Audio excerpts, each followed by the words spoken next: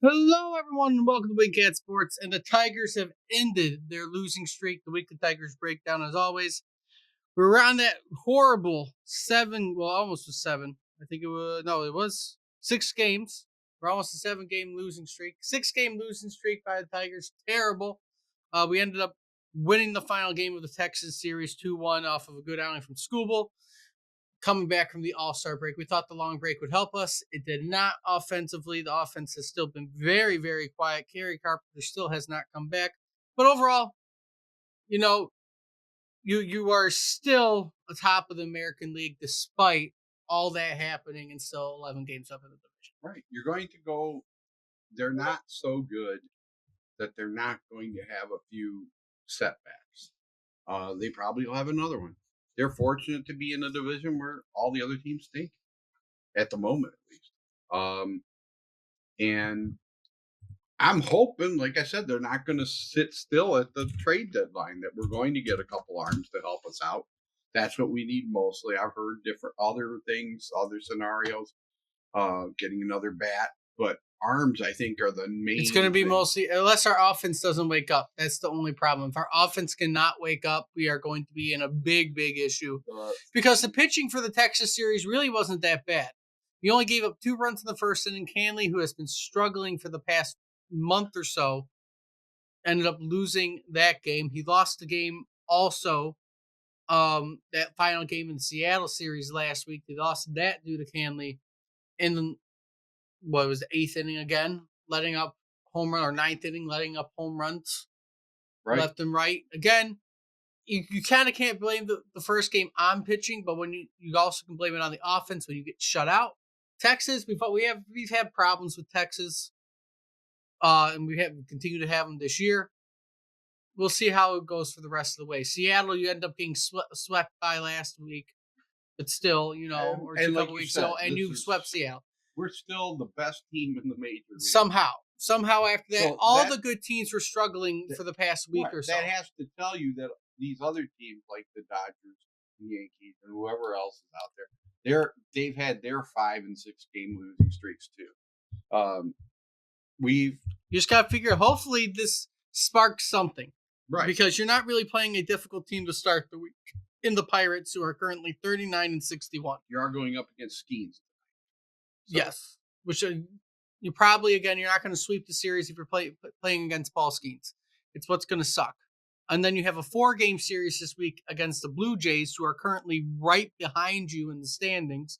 You won the series against them earlier this year in Toronto. You got a 4-game series now at home. How will that play out? It's going to be a big series this weekend with that being the case. We'll see how well we can play against the Blue Jays, who, again, are right behind you in the standings overall. Because right now, they're not in our division, so I don't worry about it. They're not in our division, but again, if you want to stay atop, this is going to be the series that could either swap places if the Blue Jays beat up on you for the 4 games, or not. Because right now, again, you are leading the Essential by 11 games currently, and overall in the American League, you're leading by 1.5 games over Toronto. So there is a chance Toronto becomes the number 1 team in the American League by the end of the week if the Tigers cannot play well this week, which again depends on how much you care, because it is the month of July. You still got 2 months left to go. I care about, like I said, who we get at the trade deadline, which you said is July 31st. It's the end of this month, on July 31st, which is a Thursday. So that's until I see what our team looks like after that. I'm not going to worry about this. No, I mean, again, they're going to probably. Do you think any of the other teams in our division are going to catch fire and go through a really great win streak or something? Right now, Minnesota and Cleveland are tied. 2 games under 500, 3 games under 500, practically tied. Between the 2 teams, Minnesota has the better run differential, and it seems there's less rumors about trades happening from Minnesota compared to Cleveland, who seems to be ready to sell almost anybody except for 3 guys. Though the two guys they said they weren't going to listen about. I've heard rumors that they are going to listen on Clase, so we'll see what ends up happening. So Between the two, I'd be more confident in Minnesota probably randomly coming back, since I've heard less rumors about them trading people away. But Cleveland's a good team. Regardless of being minus 43 in the run differential, they're not a different team from last year. There's not really much difference besides them not having Josh Naylor. Right. So they could come back randomly at any point, in my opinion, and they would be a headache. It's only 11 games, which, again, yes, it's a great lead to have when we're coming in on about the end of July. You have August, September left to really worry about. You could have a month like you're having with July right now, which has been a very poor month for the Tigers, out of a month that you thought you might be able to play a little bit better with. With how you're playing, it could be 50-50 the rest of the way, which, again, we said if you went 500 the rest of the way, you probably won't have to worry. You'll still be about 20 games over 500, still be roughly in that 80 to 90 win total.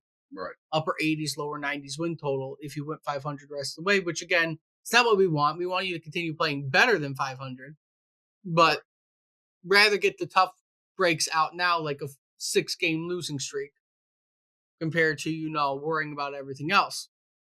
Because, again, league overall, with you winning last night, you were the first team to 60 wins. With the Cubs, Brewers, Blue Jays, Dodgers all being right there too. Cubs and Brewers are currently tied for the Central in the NL, which you can now end up with a Milwaukee-Detroit World Series. Well, they're in a dome, so they're in a dome. But that'd be interesting. Toronto in a dome. You could end up with a Blue Jays Brewers World Series, which would be weird too. As long as they're playing baseball in a dome, I guess they both are playing in domes. Your only worry is if Detroit, for your sake, because you hate cold weather games, Detroit versus Philly would be, or New York would be your two current matchups that could happen that you probably hate, because it'd just be a cold series. Hey, I feel bad for the players who've got to play in this stuff. I think the season should be done by, mid to late October. We shouldn't have any of these games. Usually the series ends late October, but, depending on how the playoffs go, it's usually there's potentially a November 1st, November 2nd game. It should be done by the third week of October. I mean, I just think it's ridiculous. But we'll see what ends up happening overall, again, with the Tigers being still ahead despite a 6-game losing streak. It shows you other teams are struggling too. Bierling got his hit in, but again, the schedule-wise for this week is semi-favorable when you have 3 straight games against Pittsburgh. Again, the only downside is they're playing Skeens tonight, with Flaherty pitching, who will his last year self come out where he's going to pitch an amazing game, or is he going to give up 4 or 5 home runs? Right. It's how it always. It's either fantastic or he's going to give up 5 runs by the 3rd inning. That's why I think they need a legit number 2 pitcher. Paul Skeens. Consistent. Huh? Paul Skeens. That's what Well, I love that, and I would give up the prospects for him. Other people are saying they wouldn't. But basically, right now you have Flaherty, Mize, Olsen going into the Pittsburgh series, which is fine. You should be able to at least win 2 out of 3. If you can sneak one away from Skeens, that's fantastic.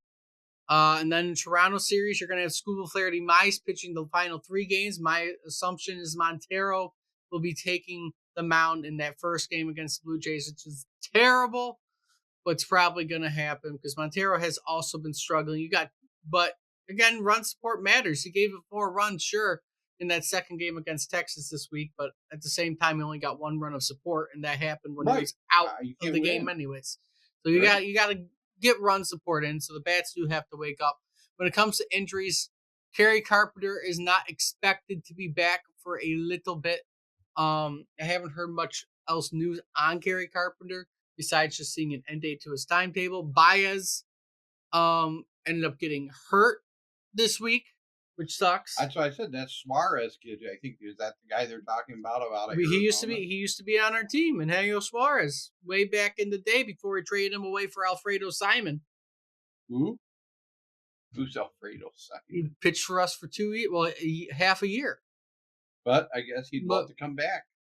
And he has a good bat right now. He played third base, which was fine with me. You solidify the third base position, though you're figure out where you got to put McKinstry after that and who's in the lineup on a daily basis. Get good players and we'll find a spot for them. But hey, at the same time, you'll send down probably Trey Sweeney. You probably have Baez and McKinstry doing shortstop duties and McKinstry doing outfield. And what is with Sweeney looking at third strike so much? I mean, he is sucking this year. And again, man. I don't know his development in the LA Dodgers system, how far he was along and how close he was. We just called him up last year because we said, why not?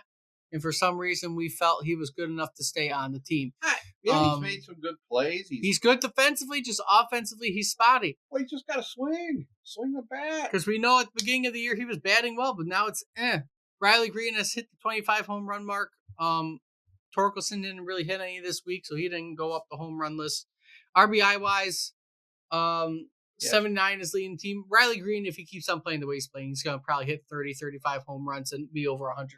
Yeah, Torque is kind of cooled off. Torque is cooling off. Torres still playing well. McKinstry batting well. It's just Gary Carpenter. We don't know what's going on with him necessarily yet. The return date for a lot of our guys, Baez is already expected to be back. He's probably going to sit out tonight's game.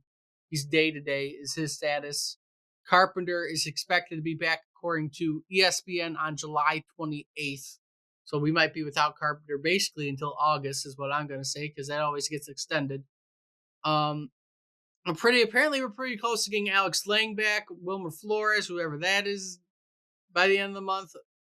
Gibson Long in the next couple of days might be coming back. We'll see overall when it comes to the injuries, who's going to be back when. It is just interesting overall to see how this is all going to play out when it comes to injuries catching up with you. Because that's not something the Tigers have had to deal with that much. It is a lot of injuries, especially to, consistent. You started a year, sure, with a lot of injuries, but there hasn't been any major injuries like Gary Carpenter, Baez, multiple bigger names being out at the same time. It's usually one big name and a couple smaller names. But we'll see what ends up happening. But we'll end it here. If you like what you see, like, comment, subscribe. Let us know what you think about the Tigers, how they might do this week, what they need to probably improve on coming up on the trade deadline. And until next time, hope to see everybody soon.